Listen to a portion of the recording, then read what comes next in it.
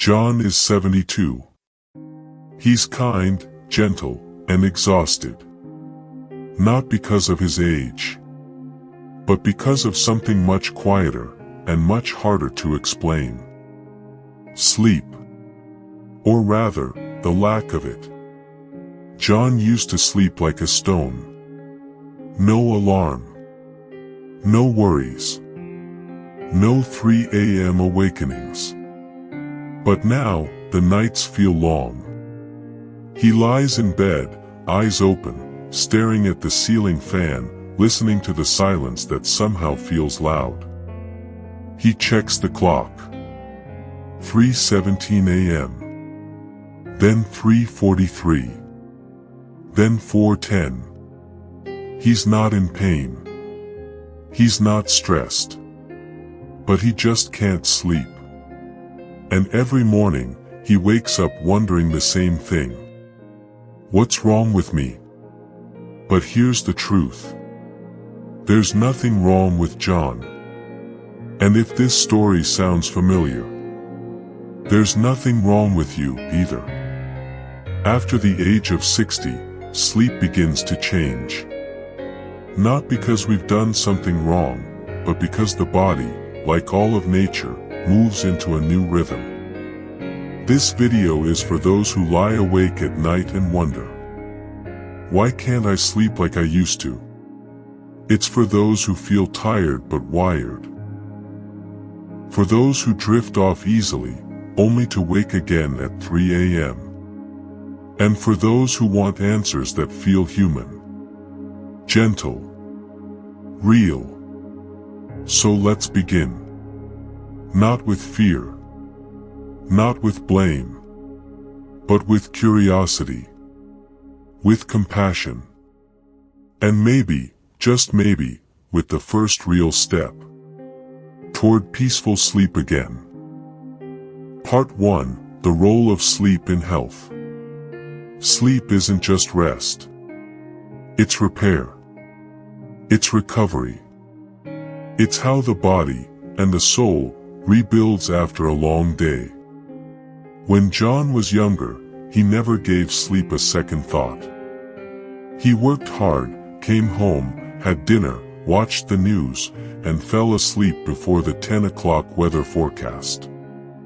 But now, in his 70s, things feel different. He wakes up feeling tired, even after 8 hours in bed. Some days his legs ache longer. His memory feels fuzzier. His emotions a little closer to the surface. At first, he thought, maybe I'm just getting old. But then he learned something that changed his mindset completely. Sleep is not optional. It's essential. Especially as we age.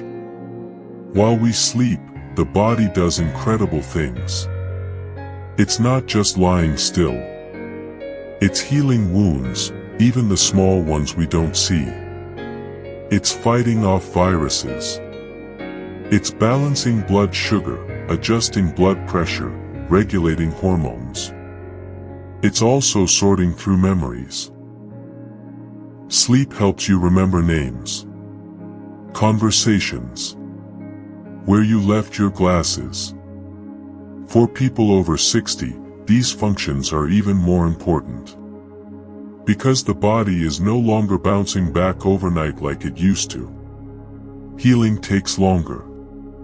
Muscles need more time to recover. The immune system works harder to keep up. And the brain needs deeper rest to process, store, and protect your memories. Good sleep, John's doctor once told him, is like giving your body a full tune-up every night. That line stuck with him. Because when John sleeps well, everything feels lighter. His shoulders don't carry so much tension. His thoughts are clearer. He jokes more. He listens better. He feels like himself again. But here's the frustrating truth. Just when sleep becomes most important, it often becomes hardest to find. Melatonin levels begin to drop after 50. The body produces less of the hormone that tells you it's time to wind down. Your circadian rhythm, the body's natural clock, shifts earlier. You may feel sleepy at 8 p.m. and then wake up at 3 a.m., wide-eyed. And the time you spend in deep sleep, the most restorative stage, starts to shrink. Light sleep becomes more common, which means even a creaky floorboard or a change in temperature can wake you up. John used to feel frustrated, like his body was betraying him. But now, he sees it differently. His body isn't failing. It's asking for help, for rhythm, for care, for a gentle return to balance. If you're watching this and recognizing your own story in John's, know this. Your sleep matters. Not just for your energy, but for your heart, your brain, your memory, your mood, your joy. Sleep is not a luxury. It is a form of medicine. One you can begin to reclaim, slowly, kindly, starting tonight. Part 2, Specific Symptoms and Common Symptoms in the Elderly. John didn't notice it all at once. His sleep didn't vanish in a single night. It faded, slowly, quietly, like a sunset that takes its time. At first, he'd wake up once in the middle of the night to use the bathroom. No big deal, he thought. Then, it became twice. Then he started waking at 3 a.m.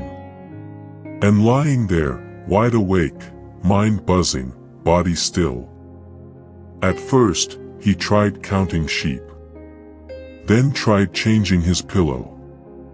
Then thought, maybe it's just a bad week. But the pattern stayed. And soon, he noticed more. Falling asleep took longer, even when he felt tired. He'd wake up more often, sometimes with no reason. His dreams became strangely vivid, almost too real. And in the morning, despite 8 hours in bed, he still felt tired. If you're over 60 and nodding right now, you're not alone. John's experience is incredibly common. And more importantly, it's not your fault. Here's what's happening behind the scenes. Small blue diamond melatonin levels drop with age. Melatonin is the hormone that tells your body, it's time to sleep. But after 60, the body makes less of it, and produces it more slowly. That's why you might feel sleepy earlier, but still can't stay asleep through the night. Small blue diamond, your circadian rhythm, your internal clock, shifts.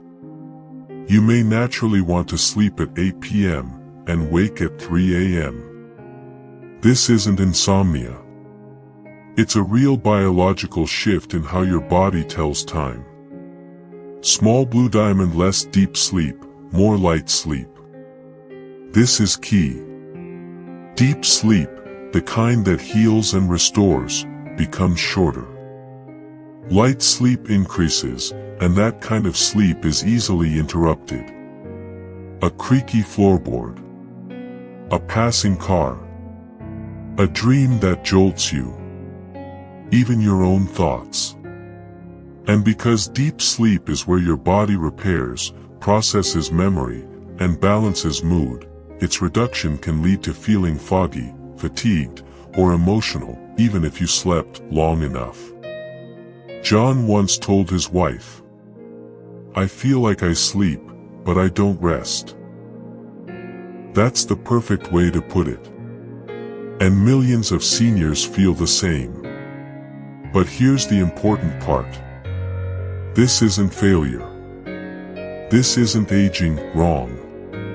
It's just your biology, changing with time. So many people blame themselves. They get frustrated. They call themselves bad sleepers. But in truth, their body is asking for a new rhythm. The goal isn't to fight sleep. It's to understand it, to listen to it, and to gently adapt, just like John eventually did. Part 3: Effects on Physical and Mental Health. John used to think sleep was just about energy. That if he didn't sleep well, he'd just feel a bit tired the next day. But as weeks passed, he started noticing more. He felt foggy in the morning. Names slipped away. He'd forget why he walked into a room. His patience wore thinner. And sometimes, for no clear reason, he felt a quiet sadness sitting in his chest. Not deep depression, just a heaviness, a flatness, a missing spark. He thought, is this just aging? But the truth is, sleep affects far more than we realize. On a physical level, poor sleep weakens the immune system. It raises the risk of heart disease, high blood pressure, and diabetes. It slows muscle recovery. And it increases inflammation, the silent fuel behind many chronic illnesses. Even your balance can be affected. A tired body moves slower, reacts later, falls easier. On a mental level, sleep is how the brain clears out clutter. Literally. During deep sleep, your brain flushes toxins, files memories, resets your emotional balance. Without that, small worries feel heavy. Small frustrations feel huge. Small forgettings feel frightening. John noticed it too. He started avoiding conversations. Not because he didn't care, but because he couldn't focus long enough to feel present. His world got quieter. Not in a peaceful way, but in a lonely way. It's important to understand. This isn't just about fatigue. This is about quality of life. Sleep is the foundation. When it crumbles, so does your ability to feel fully alive. But here's the hopeful truth. Once John began to sleep better, even just 1 more hour a night, everything began to shift. His thoughts became clearer. His body felt more steady. He laughed more. And he stopped blaming himself for not being sharp like before. Because it wasn't a memory problem. It was a rest problem. Sleep is not a luxury. It's not something to power through. It's not a weakness.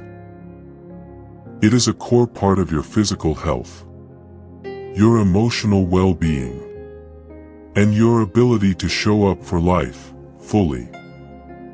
Part 4: Solutions to adapt to sleep in old age. John didn't want to take sleeping pills. He had seen friends go down that road. Sleep came faster, sure. But mornings felt foggy. Balance got worse. And over time, the pills became a habit harder to leave than the insomnia itself. So John looked for something gentler. Something more natural. Something he could actually sustain. And what he found was rhythm. Step 1: a consistent sleep schedule. John began waking up and going to bed at the same time every day. Even on weekends. Even when he didn't feel sleepy. At first, it felt rigid. But within a week, his body started remembering. Melatonin came on time. He didn't have to force sleep anymore. It returned like a familiar friend. Step 2: Limit screens 1 hour before bed. Scrolling through news or social media at night was a habit. But the blue light and emotional stimulation kept his brain wide awake. He replaced his phone with a soft lamp, a short book, and calming instrumental music. That small shift created space for sleep to arrive. Step 3. Herbal tea. John found comfort in ritual. And every night before bed, he made a small cup of chamomile or lemon balm tea. It wasn't about the tea itself. It was the signal to his body. We're slowing down now. Step 4. Breathing to reset the nervous system. He practiced the 4-7-8 method. Inhale for 4. Hold for 7. Exhale slowly for 8. Just 3 rounds. And his mind, which used to race at night, began to settle. Like a snow globe, slowly calming. Step 5. Journaling gratitude. Instead of replaying worries before bed, John began writing down 3 simple things he was grateful for each night. The soup Mary made. The laugh I had with my grandson. The quiet moment on the porch. It helped him shift from mental chatter to emotional grounding. From overthinking to resting in contentment. None of these things were extreme. He didn't change his diet radically. He didn't meditate for an hour. He didn't spend money on gadgets. He just gave his body a loving structure and let nature do the rest. Because sleep is not something you force. It's something you invite. And like an old friend, it comes easier when you've made the space. Part 5. Effects of solution implementation. John didn't expect magic. He didn't look for overnight results. He simply started showing up for himself, gently, every evening. 1 breath. 1 cup of tea. 1 page in his journal. 1 steady bedtime. And slowly, something began to shift. The first change was subtle.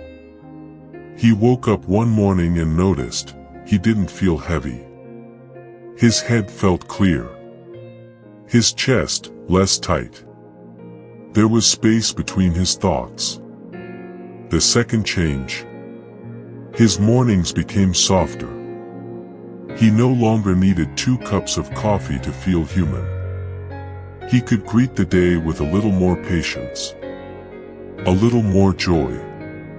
Even his wife, Mary, noticed. "You're less grumpy in the morning," she joked.